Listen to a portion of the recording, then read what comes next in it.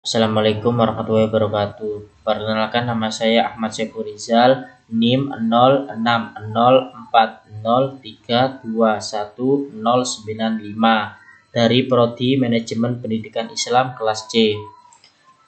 Di sini saya membawakan judul dan tema cara menentukan struktur pada karya tulis ilmiah.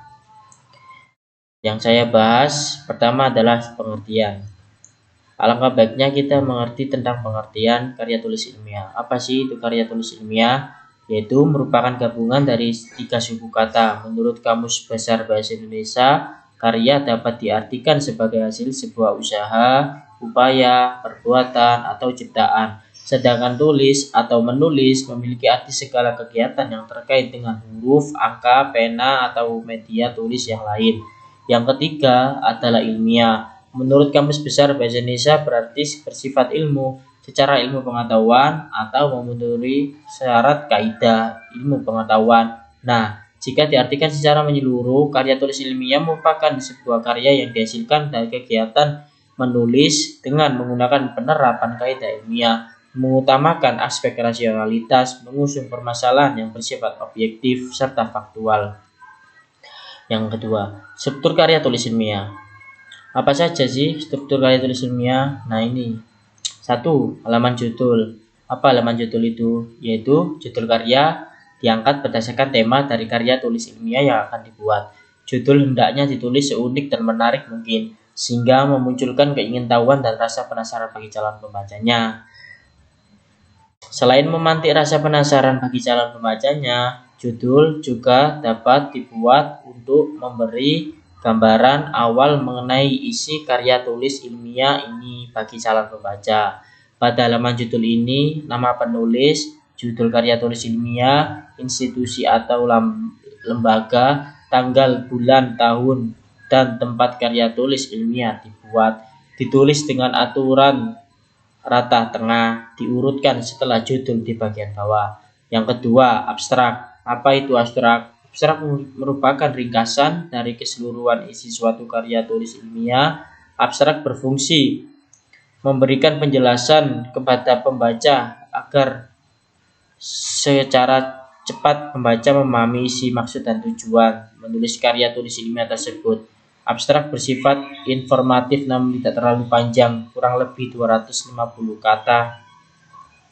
Yang ketiga, pendahuluan. Apa itu sih pendahuluan? Pendahuluan itu adalah dari dasar kata pembentuknya. Kita tahu bahwa pendahuluan ini berada di depan sebagai pemberi salam untuk pembaca. Pendahuluan biasanya menceritakan alasan penulis melakukan penelitian.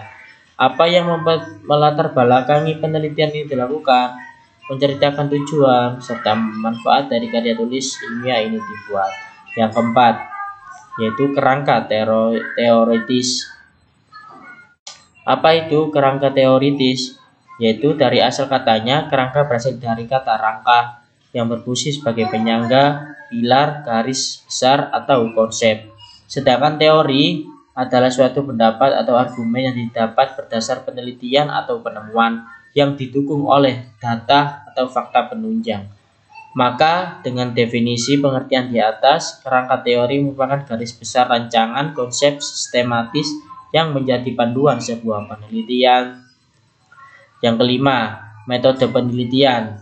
Untuk mengembangkan kerangka yang telah dibuat terlebih dahulu harus ditentukan metode penelitiannya. Metode penelitiannya merupakan langkah-langkah yang dilakukan peneliti untuk memperoleh hasil yang tepat dari penelitiannya tersebut. Yang keenam, pembahasan. Pembahasan menjadi bagian yang paling panjang pada penulisan karya tulis ilmiah. Pembahasan berfungsi menjelaskan tujuan, manfaat, metode, kerangka teori, serta rumusan masalah yang disertai dengan data-data yang diperoleh. Jika karya tulis ilmiah ini dibagikan ke khalayak umum, yang akan memunculkan tanya jawab adalah pada bagian ini. Yang ketujuh, kesimpulan dan saran. Kesimpulan selalu berada di bagian akhir sebuah karya tulis ilmiah yang berisi pendapat dari penulis atas semua yang telah dibahas. Tujuannya adalah agar pembaca memperoleh wawasan baru dari subjek yang telah dibahas. Yang terakhir, 8. Daftar pustaka. Daftar pustaka merupakan sebuah daftar yang berisi sumber teori yang digunakan oleh penulis dalam penelitiannya. Penulisan daftar pustaka biasanya dituliskan dengan format nama penulis, judul tulisan, nama penerbitnya, identitas, dan kapan diterbitkan. Nah, ini yang ketiga, fungsi karya tulis ilmiah. Fungsi karya tulis ilmiah dibagi menjadi 3.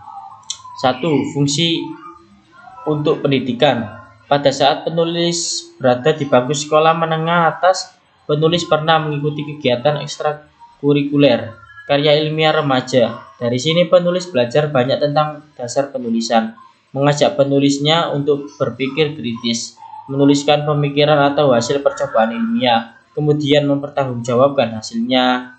Bahkan ada sebuah sekolah di Yogyakarta yang bernama Sanggar Anak Alam membiasakan siswanya membuat laporan hasil risetnya sebagai laporan bukti belajarnya selama 1 semester atau yang disepakati sebagai pengganti ujian semester atau dokumentasi belajar. Hal tersebut dilakukan oleh anak sejak berada di kelas 1 tingkat sekolah dasar. Yang kedua, fungsi untuk penelitian. Pada setiap masa, ilmu pengetahuan semakin berkembang sesuai dengan pertumbuhan sosial masyarakat. Dari sini, karya tulis ilmiah dimanfaatkan untuk mengembangkan penelitian seseorang dengan menghadirkan pengetahuan-pengetahuan baru. Setelah memperoleh data-data yang akurat, diolah, disimpulkan, kemudian diterapkan dalam kesimpulan. 3. Fungsi fungsional. Karya tulis ilmiah ditulis oleh penulis dari beberapa disiplin ilmu. Penjelasan arti fungsi fungsional berarti karya tulis ilmiah dapat menjadi media pengembangan pengetahuan sebagai bahan tinjauan pustaka untuk kebutuhan dari berbagai disiplin ilmu. Dari sini saya ucapkan sekian, terima kasih. Assalamualaikum warahmatullahi wabarakatuh.